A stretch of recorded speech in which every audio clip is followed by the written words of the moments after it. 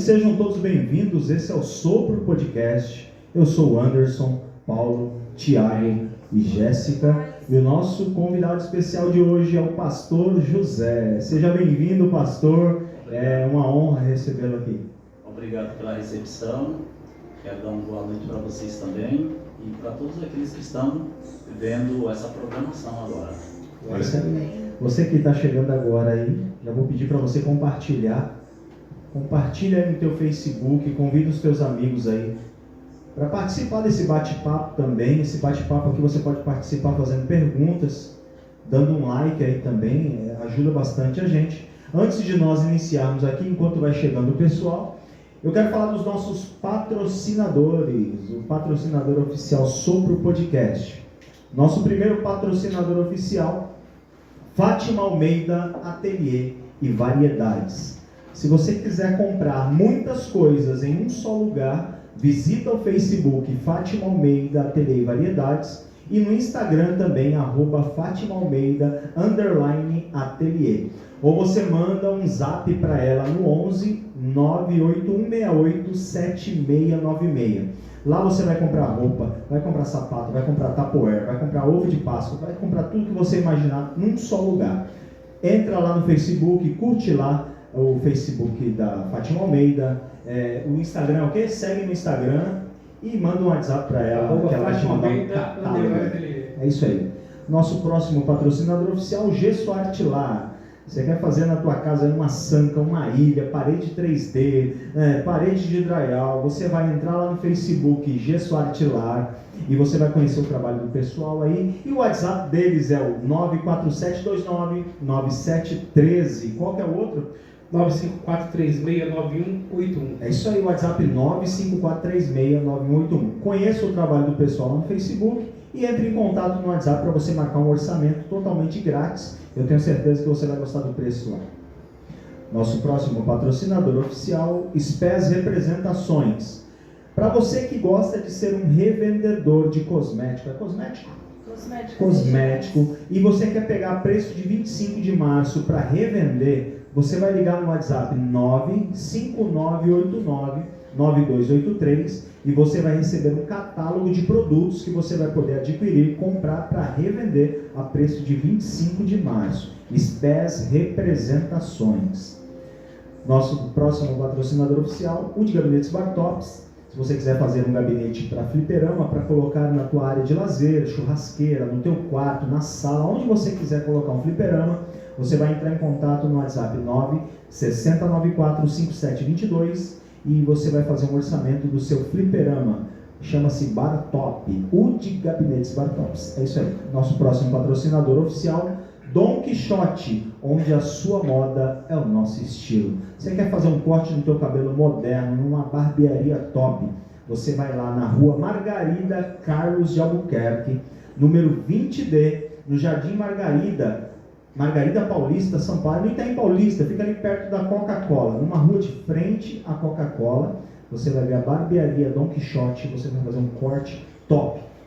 Quer ser o patrocinador oficial Sopro Podcast? Entre em contato no WhatsApp 960945722, divulga a tua empresa conosco, ajuda o nosso podcast e a tua empresa vai crescer junto conosco. É isso aí, pessoal. 960945722, seja um patrocinador oficial Sopro Podcast. Vamos dar início aqui ao nosso podcast, o nosso bate-papo descontraído, tentando levar informação para o povo de Deus e para todos aqueles que querem ouvir um bate-papo legal. Hoje nós estamos recebendo aqui o pastor José. Pastor José é pastor da Assembleia de Deus, Ministério Sopro Divino, é isso, pastor? Isso. Fala um pouquinho do senhor, pastor, para a gente conhecer um pouco o senhor. Bom, já saudei, já cumprimentei os ouvintes, todos aqueles que estão vendo essa programação no Facebook, no Instagram, também no YouTube. Em breve no YouTube. Eu me chamo José, pastor José Araújo. Já faz aproximadamente 25 anos que eu me converti. Foi num processo bem difícil, eu não tinha nenhum projeto na minha mente de ser cristão, mas Deus é quem sabe todas as coisas, né? Eu acho que eu vou falar um pouquinho disso para falar um pouco da minha conversão até chegar num determinado ponto para a gente entender melhor as coisas, né? Eu achava que todo mundo precisava de Jesus, menos eu. Gostava de tocar na igreja católica, né? Eu tocava um pouquinho de baixo, o meu irmão tocava violão, e a gente ia sempre fazer uns trabalhozinhos lá na igreja católica, né? E depois montamos um grupo de samba. Montamos um grupo de samba, tinha aproximadamente 10 integrantes, né? E fomos participar de festivais. E nessa, meu irmão, que a gente tem uma amizade muito forte, né?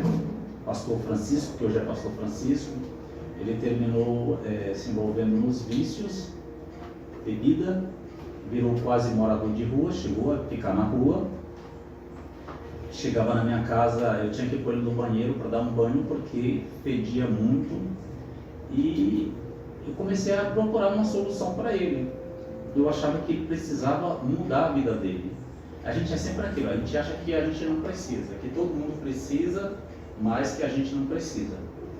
E nessa ida e volta em busca de uma ajuda para ele, ele aceitou Jesus. Ele aceitou Jesus, levei ele em tudo que foi lugares que você pode imaginar, terreiros de macumba, padres exorcistas, tudo eu levei. O último lugar que eu levei foi na igreja, onde nós tivemos um retorno daquilo que nós procurávamos. Nós procurávamos a cura dele, e foi na igreja que nós encontramos essa solução, aliviou a nossa dor, o nosso sofrimento. E minha esposa primeiro já tinha aceitado Jesus, e como nos convidava para ir na igreja, ele dizia, não vou na igreja não, levava ele em tudo que era lugar, menos na igreja. Um dia decidimos ir na igreja, que é essa igreja que nós congregamos hoje, e lá Deus fez uma grande libertação na vida dele. Eu sei que hoje tem muitas pessoas que não acreditam nisso, mas nós aqui acreditamos, né? Que o poder das trevas, ele é muito forte, influencia muito a vida das pessoas numa vida de derrota, de tristeza, de sofrimento, e era isso que ele vivia. E automaticamente nós vivíamos isso juntamente com ele, porque quando tem alguém doente na família, a família toda em si adoece junto com aquela pessoa. E eu vi o grande efeito que aconteceu na vida dele, e tive a curiosidade de aceitar Jesus como meu Salvador. Eu aceitei Jesus e fiquei firme na igreja. Aí abandonei a música, e eu tive uma conversão aquilo foi tão forte em mim. A princípio ele foi para a igreja, minha esposa foi para a igreja, minha cunhada, foi uma salvação tremenda naquela época lá. Minha cunhada, outra cunhada, o pastor Francisco, que era dependente do álcool, né? Ele era alcoolista, e minha esposa. Então foi muita gente, meus sobrinhos que já estavam numa fase chegando na adolescência, meus filhos também se converteram, e eu fiquei para trás, e minha esposa insistiu em me convidar para ir para a igreja. E um dia tinha um homem cego pregando, e ele falou muitas coisas reais sobre a minha vida, coisas que ninguém sabia. E ali naquele dia eu tomei a decisão de aceitar Jesus. Então já tem 20 e poucos anos que eu aceitei Jesus. Eu disse que eu não tinha nenhuma intenção. Minha intenção, a princípio, era levar o meu irmão, para o meu irmão se libertar daquele problema dele, e automaticamente eu me libertar daquilo também. Porque ele estava sofrendo e eu ficava naquela preocupação com ele, de levar ele a algum determinado local para que ele alcançasse aquela libertação que ele queria. E eu terminei encontrando Jesus aí também. Estamos aqui já há 20 e poucos anos. Me tornei pastor. Primeiramente fui... Na mesma igreja? Na mesma igreja. Primeiramente me tornei cooperador, que naquela época tinha uma hierarquia ministerial que começava pelo cooperador.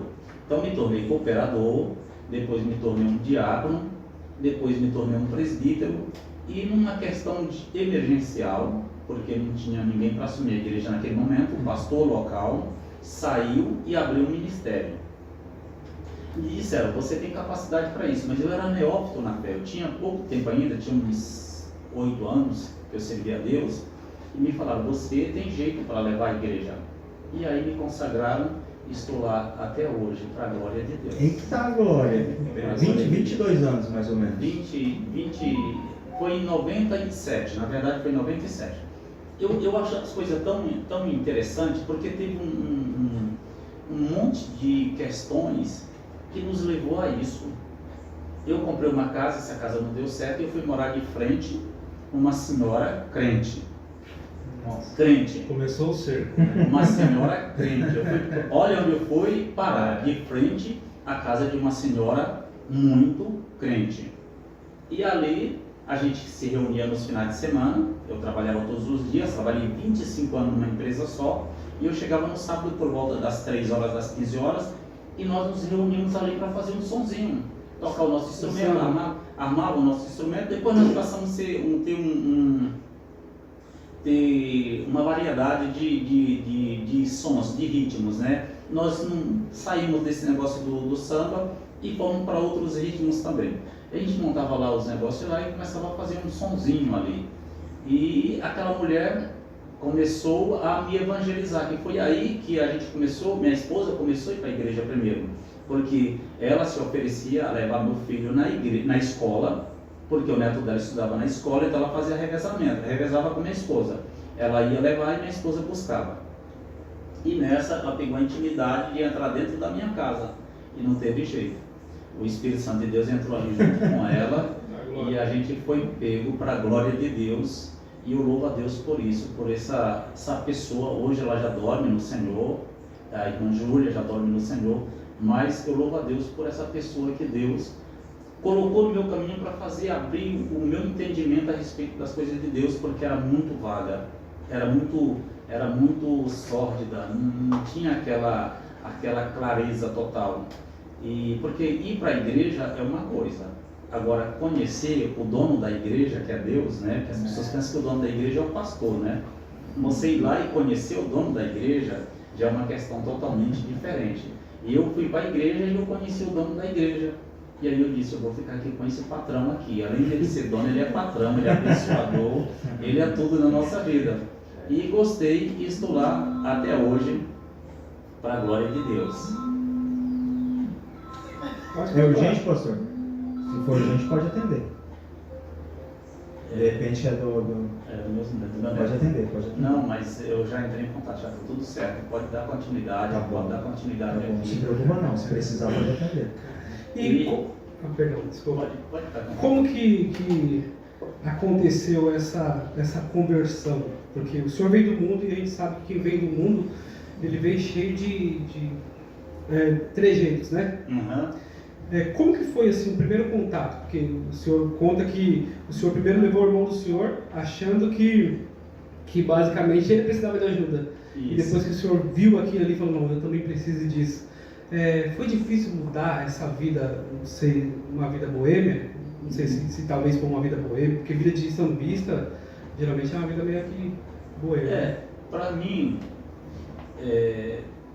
não foi muito difícil, porque como eu disse anteriormente, eu tive um contato muito forte com Deus ali. Pode atender. E Pode atender. vai atrapalhar. Não, pode Não, atender. pastor, pode atender. Não tem problema. Paula, é muito urgente.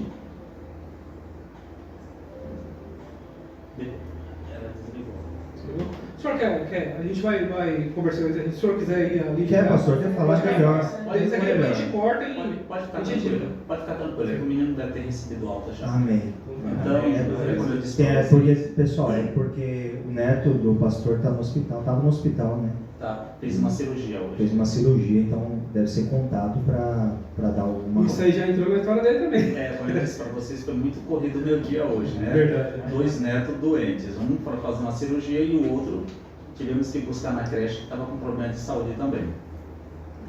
Para mim, eu acho que não foi muito difícil. A princípio, quando minha esposa me convidava para ir para a igreja, como eu disse para vocês, a nossa igreja era uma igreja bem tradicional e tinha algumas coisas que eu achava estranho. Eu achava que não precisava tudo aquilo. Então, isso me fazia recuar um pouco, né?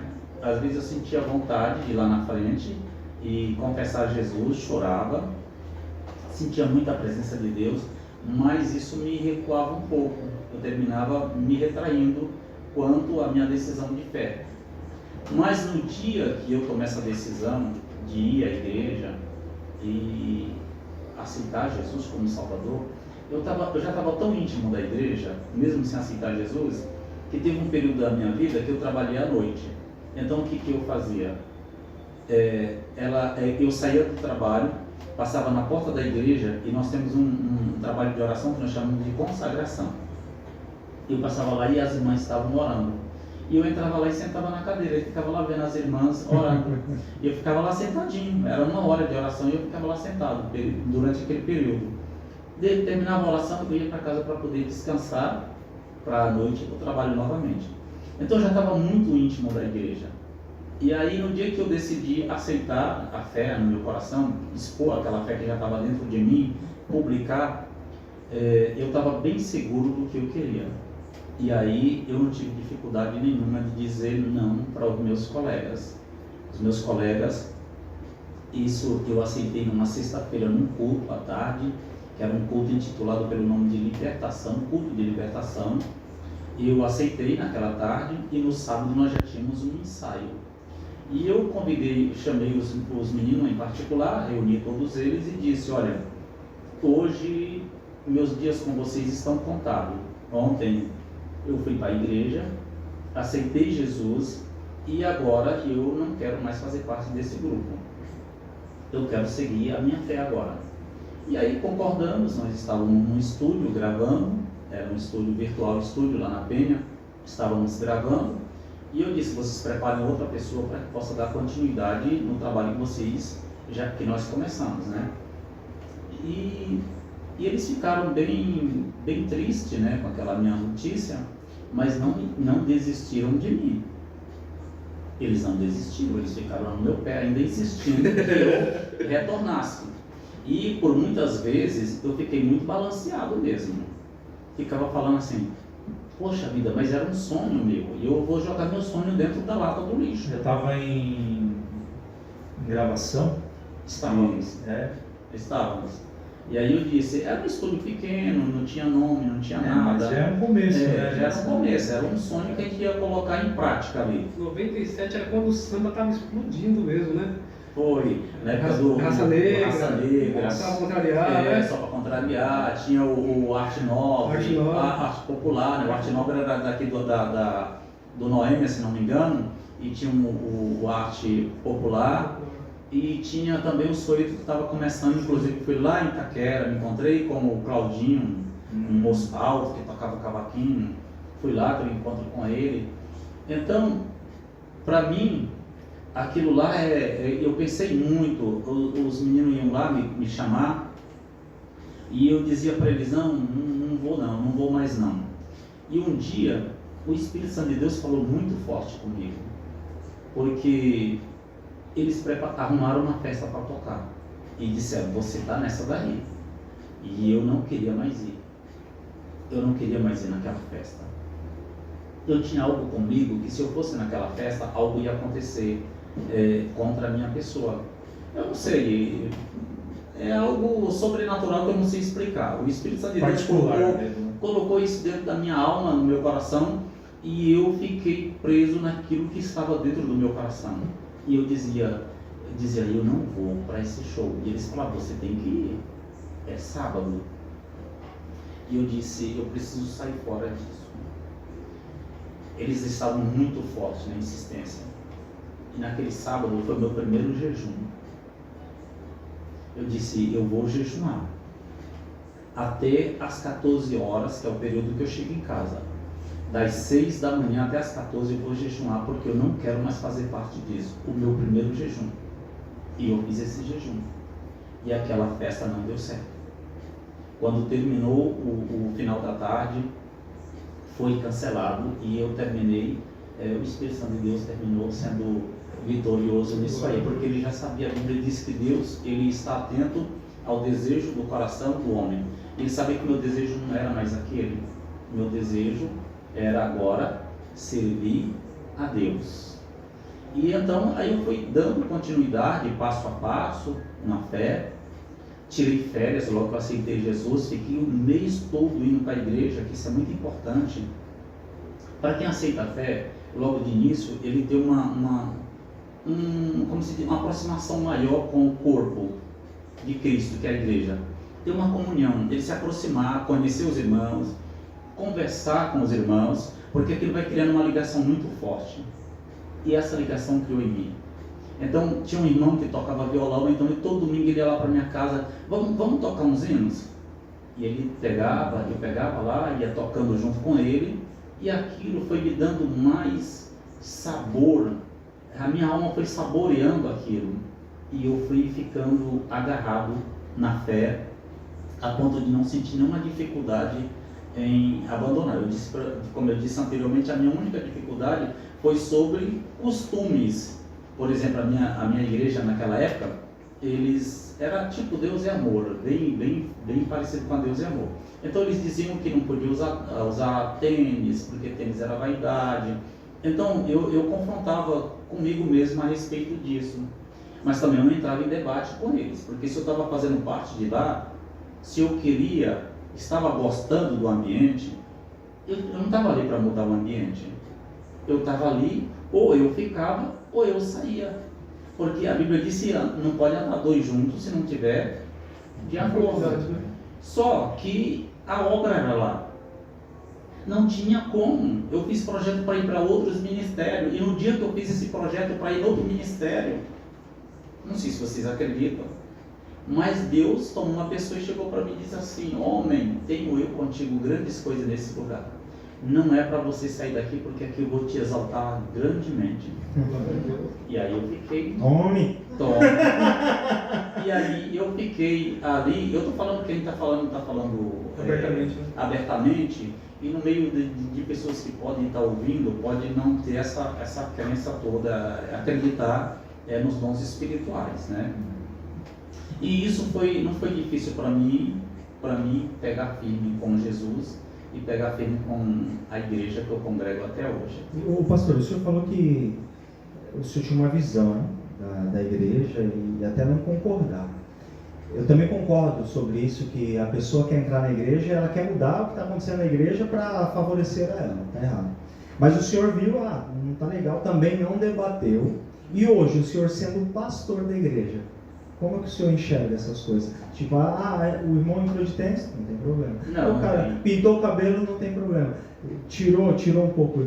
Até onde vai isso? Inclusive, pastor, tem muitas pessoas que às vezes chegam na porta da igreja e ele diz assim: não vou entrar na igreja porque eu estou de bermuda. E eu disse: você vai impedir de Deus falar contigo porque você está com a bermuda? Entra aí. Já que você tem esse receio de entrar na igreja com bermuda, entra hoje. A próxima vez que você vier, você vem do jeito que você se sente bem. Mas entra e escute a palavra de Deus. Pode ser aquela única oportunidade que ele teve, né? Aquela oportunidade.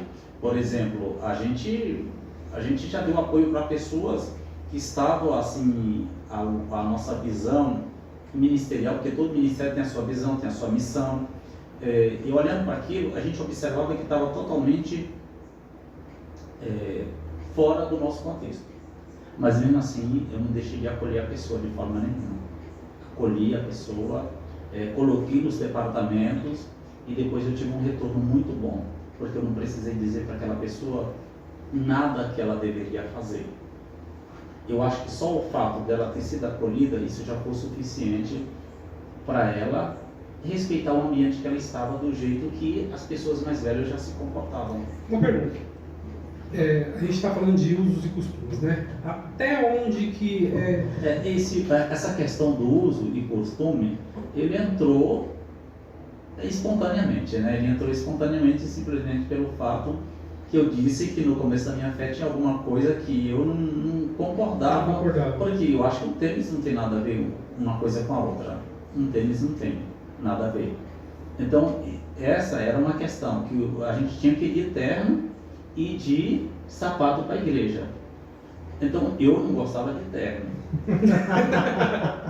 Hoje eu amo ternos, né? Hoje eu amo ternos. Mas naquela época, para mim, era muito difícil. Então eu entrava em confronto comigo mesmo. Eu falava: vou ficar nesse local que eu vou ter que usar ternos. Hoje eu não tenho nenhum problema com isso, mas eu tinha na época. Eu tinha isso comigo. Então isso veio mudar meu pensamento em algumas coisas. Lógico, a nossa igreja já não é mais como ela era logo que eu aceitei a fé, que eu entrei na igreja, ela já não é mais do mesmo jeito, ela mudou muitas coisas. Hoje, por exemplo, naquela época que eu aceitei, uma mulher não usava brinco de forma nenhuma. Não usava. Acho que muitas igrejas naquela época era mais ou menos assim. Há 22 anos atrás, muitas igrejas, a maioria das igrejas eram assim. Então, hoje já tem irmãs que usam, então as coisas vão... E você não vai perder um público por causa de um brinco. Então, é melhor você acolher essa pessoa do que você dizer para ela, você não se enquadra em nosso sistema. Não pode ser assim. A igreja não é um grupo fechado, a igreja é um grupo aberto. Ela é aberta para os que precisam de Jesus, precisam de sua salvação. E se a pessoa chegou ali, eu não posso ser uma pedra no caminho dela. Eu tenho que tirar a pedra para que ela possa entrar e se sentir à vontade. Pastor, o senhor é formado em psicologia? Sou formado em psicologia. Aí essa história também é bem longa, né? E eu tinha um sonho de me formar. E aquilo criava em mim um orgulho até, não no mau sentido, um orgulho no bom sentido, né? Porque não um orgulho de querer ser melhor do que ninguém, porque isso nunca passou por a minha cabeça. O pastor Anderson me conhece já há algum tempo, não tenho nada disso de ser orgulhoso, mas eu tinha essa vaidade dentro de mim. Por quê? Já entrando um pouquinho na psicologia, nós somos muito, nosso comportamento, ele é moldado pelo ambiente. Verdade. E o ambiente que eu morava, a minha mãe, ela me condicionava a isso. Ela dizia, quando eu vinha da escola, a gente morava numa cidade muito humilde, nordestina, que eu sou nordestino, sou do estado do Piauí. Então a gente morava numa cidade muito simples. E geralmente à tarde tinha aquelas árvores na calçada e as mulheres, aquele calorzão, então colocavam as cadeiras do lado de fora, na calçada, e ficavam conversando ali, batendo um papo, a vizinha com a outra, né? Bom. E eu vinha da escola e eu observava, eu via minha mãe falando assim, lá vem meu doutor. Lógico, eu não sou um doutor, mas pelo menos eu consegui me formar que era um sonho dela. E isso ficou muito forte dentro de mim, essa questão.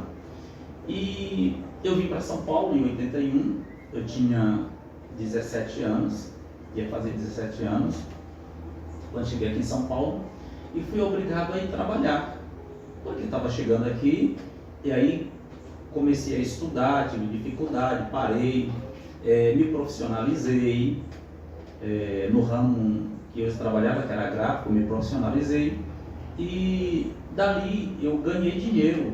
Tinha um salário muito bom na época, um salário na época de uns 7, 8 salário mínimo, mais ou menos. Foi aí onde eu me aposentei. E eu dizia, no dia que eu me aposentar, eu vou estudar. Eu vou concluir o meu sonho.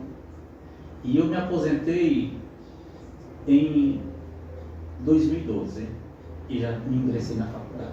2012? 2012 já fui me Eu achei ingressar. que tinha sido recente, pastor. Não. O senhor estava estudando recentemente, não estava? Eu comecei, não, eu estudei porque meu curso é 5 anos, né? Então não é recentemente não, já faz muito tempo, pastor. 2017, senhor. Para mim o senhor está aqui há 2 anos, está aqui há quase 10, não é já? Há 8 anos. Quando o senhor veio para cá, o senhor veio quando? 2014. Eu já estudava. É verdade, é verdade. Então, Porque às vezes eu achando que é recente. Às vezes eu chegava da faculdade e eu via o senhor aqui na porta da igreja, né? Estava começando o trabalho aqui.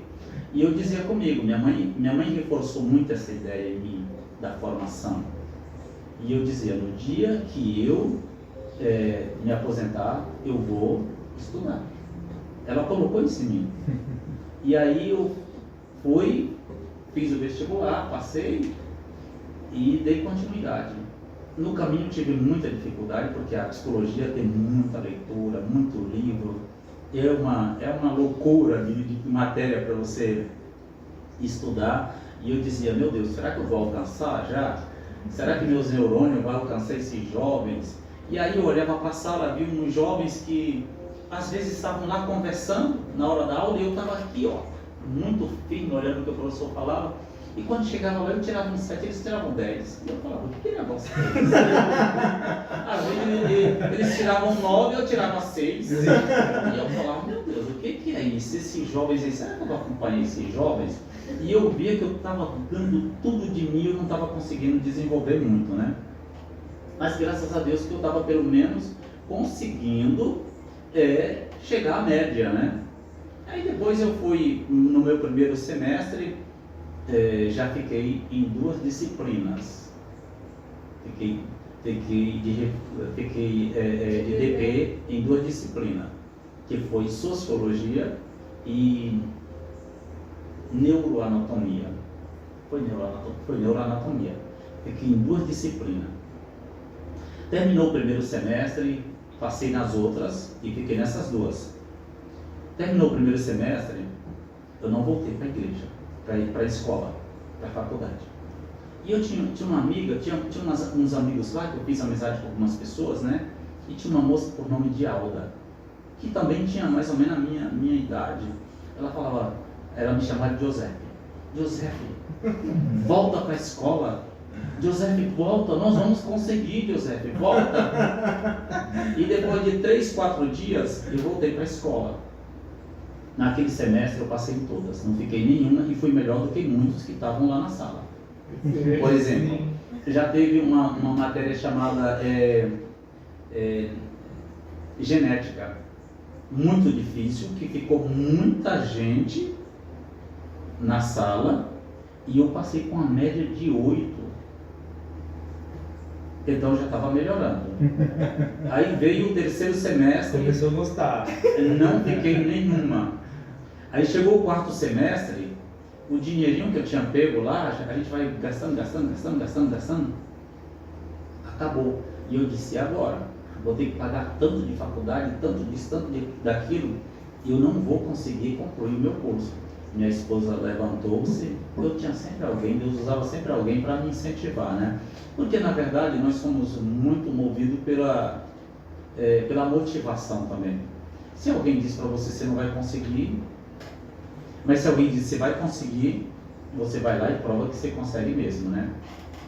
Aí minha esposa disse para mim, olha José, nem que a gente tenha que cortar os nossos orçamentos, nem que a nossa compra do mês a gente tenha que fazer por a metade, mas você vai estudar. E eu fui e estudei. Passei no 3º, passei no 4º, passei no 5º. Quando chegou no 6º, nós tivemos uma disciplina que a professora dizia, o 6º é o semestre que é decisivo, o 6º. Se você passar do 6º, você vai até o final. Eu falei, é o decisivo? Fiquei perguntando para mim, é o decisivo? Então eu vou ver como que é. E tinha uma disciplina muito difícil. Tinha oh meu Deus, agora eu esqueci. Tinha algumas disciplinas, psicologia, pronto, já deu um pano aqui. É tão difícil. Porque você tem uma grade, e naquela grade tem um monte, cada semestre tem um monte de disciplina, né? Fora os estágios que você tem. Então, era a psicologia organizacional, que eu achava muito difícil isso. É aquela psicologia que ela não trabalha, ela é mais acolhedora. No caso, ela não trabalha apenas, ela não faz apenas um serviço de portaria. Apenas a pessoa entra lá dentro e pronto, entrou dentro da empresa e acabou. A psicologia organizacional é aquela que, além de conhecer a pessoa na entrada, ela conhece ela no dia a dia, lá dentro do trabalho. E ela faz de tudo para organizar para que aquele funcionário ele se sinta bem, ele seja colocado num ambiente onde ele possa desenvolver melhor. Não está bem aqui, então vamos saber por que ele não está bem aqui e vamos colocar ele num lugar que ele possa desenvolver aquilo que ele está. Mas nessa questão agora nós vamos voltar lá novamente. Então chegou aí esse 6º semestre, os professores falaram, é o decisivo. Passei numa disciplina lá que é psicodiagnóstico aplicado, que é ali onde você vai conhecer todos os critérios para você saber realmente qual é qual é o problema que aquela pessoa está enfrentando. Porque todo funcionário, toda profissão, por exemplo, na área da medicina, em todas as áreas, eles têm um critério, que talvez seja isso até que as pessoas às vezes ignoram. Elas chegam no médico e o médico diz assim: o que você está sentindo? Aí fala: eu estou sentindo isso, isso, isso. Aí o médico, o que ele faz? Ele vai prescrever uma receita. E as pessoas falam: ah, mas aquele médico, não, ele trabalhou em cima de critério, aquilo que a pessoa falou para ele. Se a pessoa não melhorar, o que ele vai fazer? Ele vai fazer algo, vai fazer exames mais rigorosos para ele descobrir. Se aquele não resolveu o problema, então, opa, então nós vamos ver o que está acontecendo.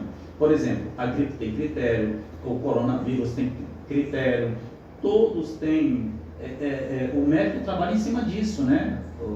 E então, voltando um pouquinho lá atrás, essa disciplina eu achei muito difícil, porque quando você olhava para as patologias, elas eram muito parecidas. É igual a gripe, é igual o coronavírus que nós estamos vendo aí agora, que é bem próximo um do outro, né? Não muda muita coisa, né?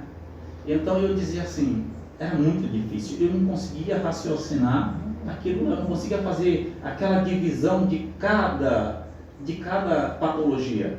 Então terminava criando um fantasma na minha cabeça. E eu passei com a média, mas eu consegui passar. Eu falei: pronto, se eu já passei do sexto, então agora só faltam apenas 4 semestres, né? Faltava o sétimo, o oitavo não, faltava 3 anos apenas para mim, 3 semestres para mim poder me formar. E dei continuidade e fui até o final. Aí chegou mais um grilo para mim, chegou mais um probleminha para mim, quando chegou a fase do TCC. Meu Deus, eu disse: agora é um fantasma que eu vou ter que enfrentar. Enfrentei e graças a Deus deu tudo certo, porque a vida da gente, ela tem muitos obstáculos. Mas se você não pular os obstáculos, você não consegue chegar lá na frente e dizer assim: eu consegui vencer. Se você desistir antes, você não consegue cantar o hino da vitória. Nós estamos usando muito essa linguagem, né? Nós que somos cristãos usando essa linguagem. Você só canta o hino da vitória quando você chega no final e você levanta a bandeira e diz assim: eu venci, eu conquistei meu objetivo. Ô pastor, psicologia dentro da igreja abriu a mente do senhor para enxergar o cristão? Porque assim, a gente olha a vida de Moisés. Deus queria acabar com aquele povo, falar: Moisés, eu vou continuar com você, mas esse povo aqui não vai dar. Moisés disse: não, Senhor, mata eu. E dá para entender o povo através da psicologia? Dá para entender, sim. Eu acho que é uma ferramenta muito boa.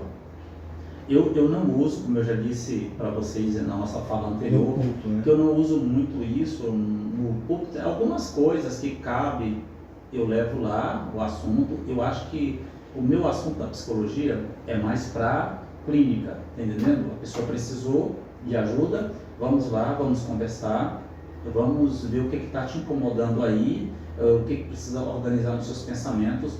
Mas dentro tem muitas pessoas que usam também, não estou criticando quem usa, acho que cada um, se ele estudou e ele quer usar, sem problema nenhum. Mas, por exemplo, Silas Malafaia é um psicólogo, eu não vejo ele usando psicologia nas mensagens dele, eu não vejo. Mas tem pessoas que querem seguir por essa linha do coaching, né? Então eu não tenho nada também a questionar sobre isso. Eu acho que cada um é livre para fazer aquilo que pensa, desde que não venha escandalizar, desde que não venha criar um conceito que não seja uma teologia em cima disso, isso, que venha criar uma heresia. As demais coisas, eu acho que tudo é aceito quando vai contribuir para alguma coisa. Mas no particular o senhor acaba usando com... Eu uso. Sempre que alguém me procura para falar comigo, eu uso a psicologia. A psicologia, ela abre muito o entendimento da gente, porque você começa a entender melhor o ser humano. Porque a gente dentro da igreja, a gente conhece as pessoas pelo lado espiritual. A pessoa chega lá e fala assim: não, nós vamos orar por você porque você precisa de uma ajuda espiritual. Mas às vezes aquilo é um transtorno que ela está vivendo. Ela está passando por um problema que é espiritual, mas também tem um lado humano. Porque todos nós adoecemos. Ninguém está imune a ficar doente um dia.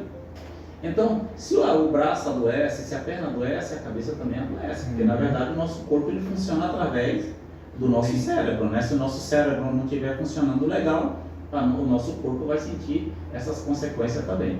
Então, a psicologia, ela ajuda sim, porque você começa a olhar o outro com mais, como se diz assim, um olhar diferente.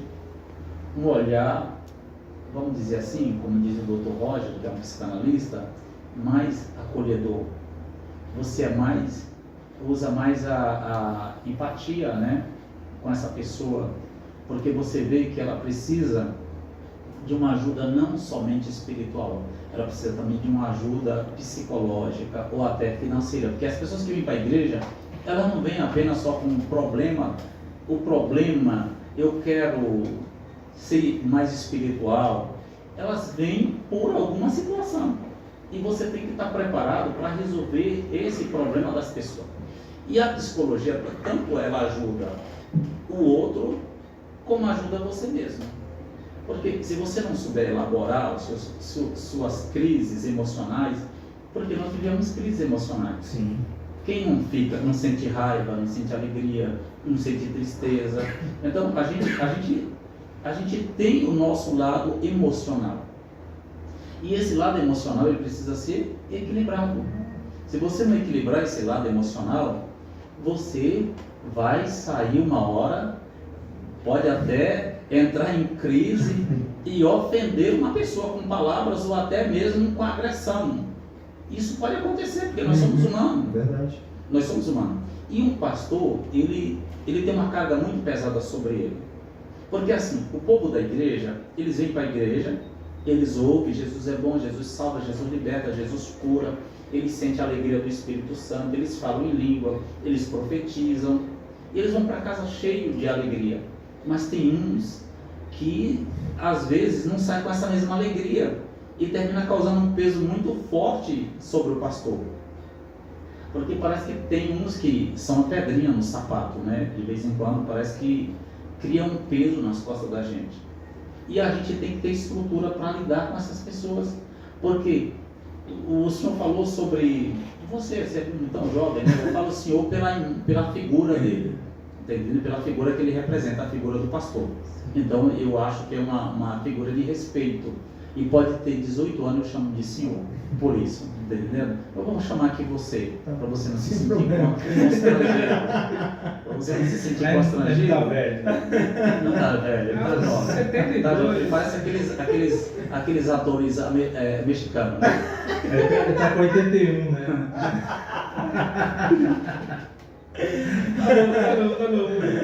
Não dá corda, né? Não pode, né? Ficou até vermelha. Ficou emocionado, né? Você vê como a gente consegue trabalhar as emoções? Tá mexendo psicologicamente. Ele é psicólogo, né? Isso aí o senhor já está usando a psicologia já. Ô pastor, uma pergunta. Eu vou só concluir aqui o que o pastor perguntou sobre a psicologia. Então, por esse fator, ela termina contribuindo para os dois lados. Para mim, como pastor, porque eu vou passar a entender mais a pessoa, eu vou saber que a igreja é um refúgio, é a caverna do adulão. O Davi pegou um monte de homens rejeitados pela sociedade e tornou daqueles homens um exército muito forte. E a igreja é assim, você pega mendigo, rejeitado pela sociedade, você pega um monte de pessoas que a sociedade descarta, você traz para dentro da igreja e de repente essa pessoa faz aquilo que o salmista, ele diz no Salmo de número 113, ele diz, quem é como o Senhor? Que do pó pega o pequeno e do monturo ergue o seu necessitado, ergue o necessitado. Então, a igreja é isso, é pegar uma pessoa lá do monturo mesmo, que está rejeitado lá, que ninguém não dá mais nada, e trazer ela e dar um banho não literalmente, mas um banho de conhecimento de um Deus que pode mudar a vida dele. E aí aquele mendigo, ele vai atrás de outro mendigo. Aquela pessoa que era desacreditada pela família, pelo uso de drogas e outras químicas, termina se convertendo e fazendo um papel de ajuda ao pastor. Então, é importante você ter essa sensibilidade, e essa sensibilidade ela vem às vezes pelo conhecimento, porque se você não tem esse conhecimento, você termina colocando um impedimento para que as pessoas entrem dentro da igreja. E a psicologia ela me ajudou muito nisso, olhar o outro não só por que você é aqui diante de nós, mas olhar o outro por aquilo que ele está refletindo dentro de você, porque às vezes ele está gritando, mas você não consegue ver o grito dele. Socorro, né? É verdade. O grito do socorro. Você não consegue ver esse grito do socorro. Então a psicologia, ela me tornou mais humano. O Espírito Santo de Deus me tornou muito humano porque muitas coisas ele mudou em mim. Mas a psicologia me fez enxergar o outro. Né? Como eu disse do Roger, ele fala sobre a empatia, você se colocar no lugar do outro. Então hoje, quando alguém diz assim, pastor, falaram mal do senhor, eu já não fico mais com aquela situação, como eu posso usar uma palavra? Angústia não. Angústia não, às vezes raiva, Mágoa. às vezes, tá entendendo? Então eu já não fico mais assim, porque eu tenho que entender o que levou ele a falar de mim. De repente ele está doente, e uma pessoa doente, ela não consegue ver nada de bom nela. Um doente não consegue nem se alimentar bem, porque ele está doente. Então se ele não está se alimentando da palavra, ele vai se alimentar daquilo que ele, das suas próprias conclusões. E isso termina o quê? Olhando para mim e dizer que eu não sou legal, olhar para o senhor e dizer que o senhor não é legal, olhar para o outro e dizer que o senhor não é legal. Então o que você tem que fazer? Entender ele, para que aquela pessoa possa ver que ela está equivocada naquele ponto dela, que ela está equivocada no pensamento dela. Então a psicologia é muito boa, porque senão a gente vai fazer que nem o Moisés, vai pegar o cajado e vai tocar na rocha quando não é para tocar na rocha, e por aquilo o Moisés não entrou na terra prometida. Mas pastor, como psicólogo, o senhor não acha que para uma pessoa chegar nesse ponto, talvez ela esteja entrando num ponto de comparação? Poxa, ele é tão legal e eu não sou. Eu vou ofendê-lo para as pessoas, vou dizer mal, falar mal dele para as pessoas, para que as pessoas não digam tanto, poxa, ele é legal. Para as pessoas começarem a olhar um pouco para mim, será que não seria isso? É assim, eu não sou psicólogo, não, mas eu acabo sendo um pouco psicólogo. É como eu disse para você, de repente a pessoa está gritando, está pedindo ajuda, está pedindo auxílio. Que é atenção. Que é atenção, a criança não faz isso. Chora, a criança muitas das vezes chora, ela começa a fazer um monte de coisas ali que chama a atenção dos pais. De repente a pessoa também está chamando a atenção de alguma forma para que você vá lá cuidar dela. E não você ir lá brigar com ela. Porque a gente age dessa forma, né? Você vai abraçar alguém que sabe que está falando mal de você, que sabe que está te apunhalando pelas costas, você vai fazer alguma coisa dessa? Só que quando você conhece o ser humano, você sabe que ele é tão falho quanto eu também sou falho, como todos nós somos falhos, porque a corrupção entrou no mundo. E essa corrupção, ela veio para quê? Corromper o que há de bom em mim, corromper o que há de bom em você, corromper o que há de bom em cada um de nós. Então essa corrupção, ela faz com que a gente tenha esses pensamentos, vamos dizer assim, que seja até uns pensamentos disfuncional, né? Ficar só olhando para o outro, mas as pessoas têm percepção também. De repente, você já olhou para alguém e diz assim, aquele cara é chato. Toma percepção. Aquele cara é muito metido. Aquele cara é nojento. Só que quando você vai conversar com aquela pessoa, você vai ter um contato com aquela pessoa. Vocês estão dando risada? É nojento. O chato, tudo que você falou aqui, ó. Aqui ele fala na minha cara, o pastor é chato, fala mal, Mas pastor é ninguém chato. vive sem mim. Mas tem pessoas que traz esse contato, ou é antipático ou ele é muito legal. Eu não sei. As pessoas, geralmente, elas me veem assim. O Thiago é 10. Não, eu já falei isso no altar, pastor. Eu não conheço o Thiago, eu olho pra ele, cara, esse cara é mal metido. Aí conhece ele e fala, caramba, ele é legal pra caramba. Manuel, lembra o Manuel? Conheceu o Manuel, achava que ele era o cara gosta de carro que nem eu, e fez uma amizade com o cara. Eu não achava É a percepção, cada um tem a sua percepção. De repente eu posso olhar para aquele quadro e dizer aquele quadro é azul. Vai chegar aqui e vai dizer assim, não, esse quadro não é azul, esse quadro é verde. Percepção. Então, cada pessoa tem uma percepção. De repente, a pessoa olhou para mim e teve uma percepção. E eu preciso me aproximar dele para que ele saiba que a percepção dele ou está certa ou está errada. Não é verdade? Então, a psicologia ela ajuda a gente a lidar melhor com o ser humano e a lidar melhor com a gente também. Eu já vou falar uma pessoa que falou para mim que eu deveria ter feito psicologia há muito tempo antes. A minha própria esposa. Ela disse: você hoje é muito mais compreensível do que há alguns anos atrás. Então, isso trouxe um benefício para mim. Não trouxe um benefício? Porque a minha própria esposa, não que eu seja um mau esposo, graças a Deus a gente tem uma boa convivência, estamos há 36 anos casados, nunca tive uma agressão com a minha esposa, mesmo sendo ímpio no período antes de conhecer a Jesus, da minha fé, nunca tive um momento de agressão. Eu acho que minha mulher tem que ser bem cuidada, tem que ser respeitada. Nenhum palavrão nunca falei com a minha esposa, mesmo antes, quando eu não era crente, porque eu achava que ela é minha mulher e a minha mulher tem que ser respeitada. Então jamais eu fiz isso. Mas acho que algumas questões ela acha que foi muito bom para mim, a psicologia. Ela acha que abriu um conhecimento familiar, ministerial, eu acho que até secular também. Ela acha que isso ampliou a minha visão dentro desse mundo. A minha pergunta é, a psicologia é uma forma de... Porque eu ouvi isso aí de uma pessoa, falando que o psicólogo, ele é o cara que busca sempre uma resposta, ele sempre tem uma resposta. Não, e essa pessoa age dessa forma por tal coisa. Exemplo, vamos dar um exemplo. Uma pessoa que traiu a sua esposa. Não, ele teve um porquê trair a sua esposa. A psicologia em si, não vamos misturar com a questão religiosa, mas a psicologia em si, é procurar saber justamente isso, o que levou aquela pessoa a fazer tal coisa, é isso? Sim, porque quando a gente parte para o lado da psicanálise, tem aquilo que chamam de consciente, inconsciente. E quando parte para o lado da comportamental, você vai perceber que é o lado do comportamento também. Na psicanálise você vai ver que é consciente, inconsciente, às vezes a pessoa até viveu alguma situação e ela repete aquilo constantemente e ela não tem noção do espaço, ela não tem noção, porque o consciente é quando você tem noção do que está em sua volta, do que está acontecendo.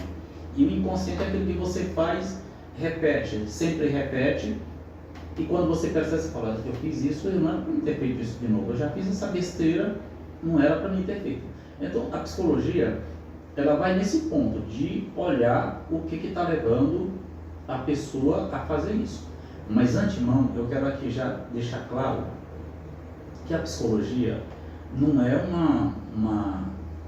como se diz assim, não é uma bolinha de cristal que o psicólogo coloca ali e aciona e os problemas é de forma mágica que as coisas acontecem. Primeiramente, uma pessoa, para ela mudar, ela precisa querer. Ela precisa saber aonde ela é prejudicada e aonde ela está prejudicando. Ela precisa conhecer ela mesma. Enquanto ela não conhecer ela mesma, se ela não quiser se conhecer, ela jamais vai... Você pode usar as suas técnicas que você não vai conseguir chegar a um ponto X, porque a pessoa está ali às vezes até para manipular. A patologia entra nessa questão, quando a pessoa conversa, sabe que aquilo acontece. Pode entrar a patologia. Para isso que o psicólogo, por exemplo, uma pessoa que se faz de vítima, uma pessoa que tudo para ele é uma pessoa que tem que ser estudada. Todos nós, ao entrar num set terapêutico, o psicólogo, ele vai ali, como que ele vai saber o que está acontecendo com a pessoa? Quando ele consegue observar esses comportamentos, quando ele consegue trazer esse inconsciente que eu estou dizendo para vocês ao consciente. Então, quando ele chega ao consciente dele, ali já estamos chegando a um denominador comum. Esse é o ponto fundamental. Mas o psicólogo em si não tem como ele fazer alguma coisa pela pessoa se a pessoa também manipular o atendimento. Porque tem pessoas que vão para o atendimento e ele manipula o atendimento. Você não conhece, eu disse aqui, eu não tenho aqui algo que eu possa olhar aqui dentro da tua mente, porque a mente do homem é diferente de todas as coisas. Por isso que nós temos que ser muito responsável com o que você vai fazer, porque você está trabalhando o ser humano. A psicologia está trabalhando o ser humano. Então, você deu problema no braço, você vai lá, o médico não sabe onde está o problema. Às vezes quebrou aqui, ele vai saber, vai tentar colocar no local. Mas às vezes a pessoa está sentindo uma dor no braço e essa dor é uma dor sem causa. Uma dor que aconteceu ali, aleatória, e a pessoa só sabe que está doendo.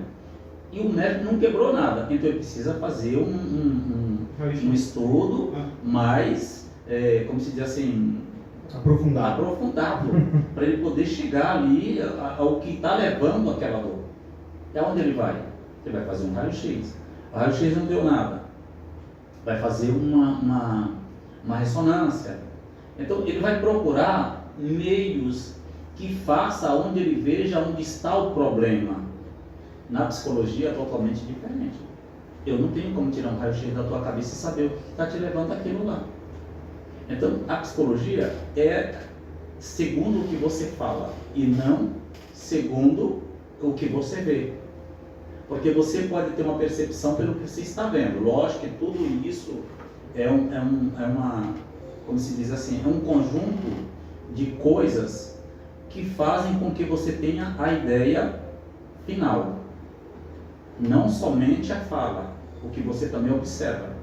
Mas só observar não é o suficiente.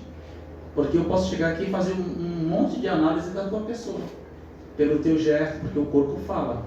Eu posso chegar aqui e fazer um monte de análise e de repente não é aquilo que eu estou fazendo. Tem diferença entre um psicanalista e um psicólogo? Psicanalista? A psicanálise é uma abordagem da psicologia. Então, a psicanálise faz parte da psicologia, porque é uma abordagem. Então existe várias abordagens. A psicanálise, existe um monte de teóricos da psicanálise, mas existe a psicanálise, existe a comportamental, existe a gestalt, existe a humanista, existe um monte de abordagem. Então nós podemos dizer que é uma abordagem da psicologia, a psicanálise. O que é diferente é a psiquiatria. A psiquiatria já é um médico que ele se especializa na psiquiatria. Agora a psicologia você pode se especializar, por exemplo, você sai de uma faculdade, o bacharel em teologia, a gente está tão focado em igreja, né? Você faz um bacharel em psicologia e aquele bacharel você vai sair ali com uma ideia de um monte de disciplina que você vai conhecer ali. Então você vai conhecer a psicanálise, vai conhecer a comportamental, você vai conhecer todas que estão dentro da grade. Só que quando você sai daquele curso, você vai dizer assim, eu me identifiquei com a psicanálise. Eu vou fazer uma especialização, uma especialidade na psicanálise. Psicanálise é diferente de psiquiatria?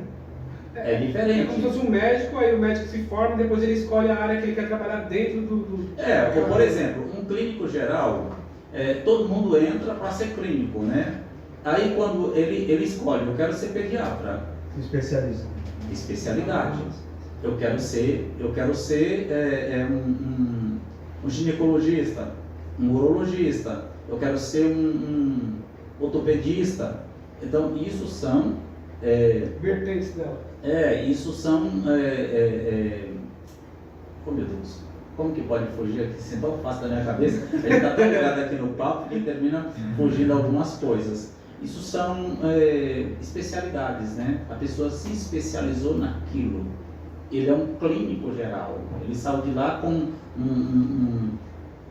formado para ser clínico, mas ele pode estudar mais um tempo e se tornar uma especialidade em determinada área da medicina. Do mesmo jeito que a psicologia.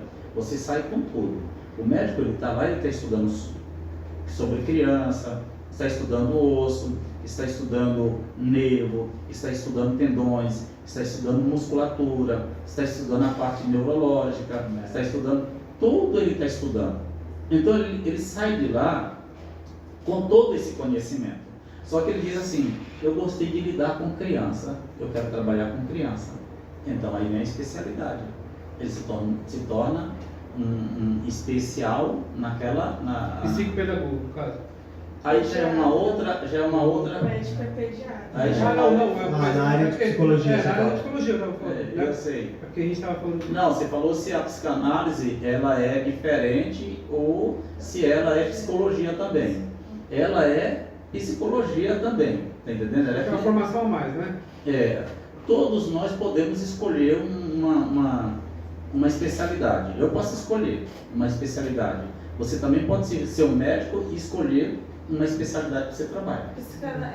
No caso, a psicanálise seria um método que você vai abordar os seus pacientes. Seria mais ou menos esse que uma Freud... abordagem, isso mesmo. Aqui o Freud é o pai da psicanálise, né? Entendeu? O Freud é o pai da psicanálise.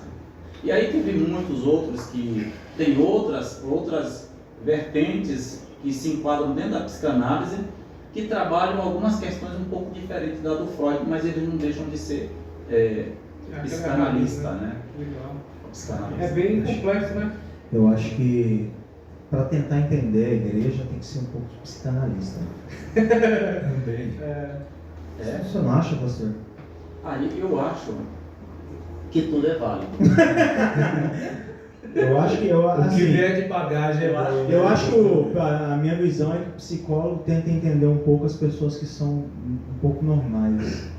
Tem que ser um psicanalista para entender os irmãos que são meio Não, doidos. mas você sabe que o nosso maior problema, não estou querendo aqui defender nada, não estou querendo defender nenhuma abordagem, mas eu acho que o maior problema das pessoas ultimamente é comportamento. Com certeza. Cresceu muito bem. Porque a gente vive numa sociedade que você lida com um monte de pessoas.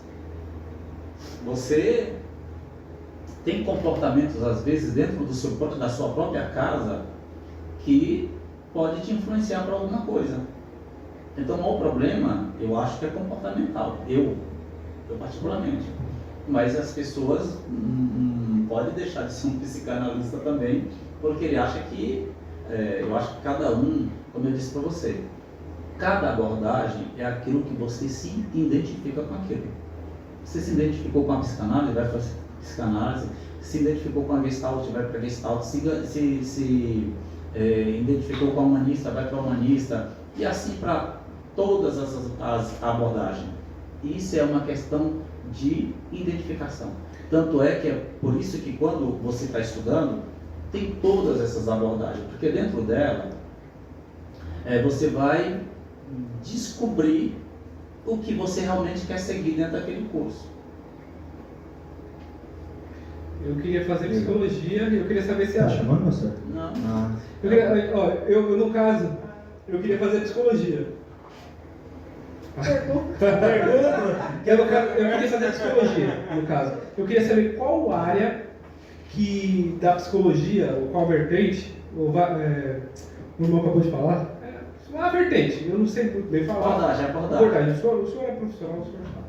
Qual abordagem que eu deveria estudar? Por exemplo, eu vou fazer a psicologia, aí eu queria... Não, aí eu não posso dizer para você que abordagem você vai fazer, porque é você que tem que Não, mas descobrir. eu vou falar qual que é. Aí o senhor fala, não, o senhor tem que partir dessa área. Não. Sobre a mente humana. Por exemplo, as pessoas que elas são sociopatas, entendeu? Eu queria entender a mente dessas pessoas. Por exemplo, eu tenho que fazer psicologia e depois fazer qual outra formação para estudar Você isso. já me trouxe uma preocupação. Por que você quer estudar isso? Não, é porque a mente humana, ela me fascina demais. Então, eu sempre procuro entender, mas o que levou esse cara a fazer isso, entendeu? E antigamente eu já assistia muitos filmes e tinha serial killers. Eu falava, mas como que o cara consegue fazer tal coisa assim? E parece que essas pessoas, é sério, é bem complexo. Essas pessoas, elas não sentem... hoje em dia ficou famoso empatia, mas não é empatia.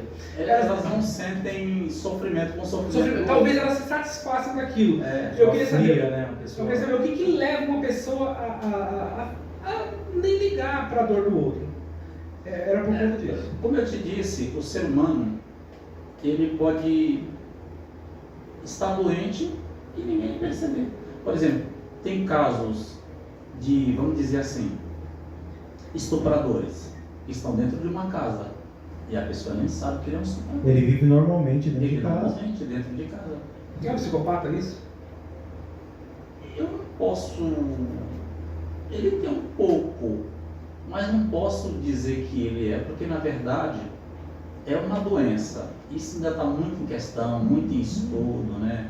Está muito em estudo sobre isso e fica muito. Eu seria muito leviano em declarar que o que uma pessoa é pelo fato dele ter uma atração por uma criança, tá entendendo? Então, eu não quero entrar nessa questão. Na verdade é aquilo que o senhor falou, tem que tratar cada pessoa no particular para saber o que aquela pessoa O que levou aquela pessoa àquilo. De repente a pessoa sofreu até um abuso sexual quando era infantil. Acontece muito. E o cérebro ele tem várias partes e aí ficou guardado ali. a Eu pessoa- não sei se a pessoa pode fazer isso também por um ato de vingança. Acho que tem vários Assim graus como de alguém não me psicopatia, amou, né? ou então a pessoa foi iludida, porque tem pessoas que abusam de uma criança dizendo que aquilo é um ato de amor. Então a pessoa também ela acha que fazer aquilo com o outro é um ato de amor também. Então tem um monte de questões que você pode falar sobre isso. Então eu acho uma questão muito difícil para a gente trazer aqui em público, né? Em pouco tempo ainda, nós já estamos chegando no final aqui já. E é claro, esse papo de psicologia nós vamos precisar trazer psicólogos, psicanalistas, psicopedagogos para tentar entender o ser humano, é muito difícil. Mas eu queria agradecer demais a presença do senhor aqui, pastor. Foi uma honra receber o senhor aqui. E agradecer também pelo senhor ter dado esse tempinho para a gente, para poder falar um pouquinho do senhor, um pouquinho do que o senhor conhece. Também para mim foi um prazer estar aqui com vocês.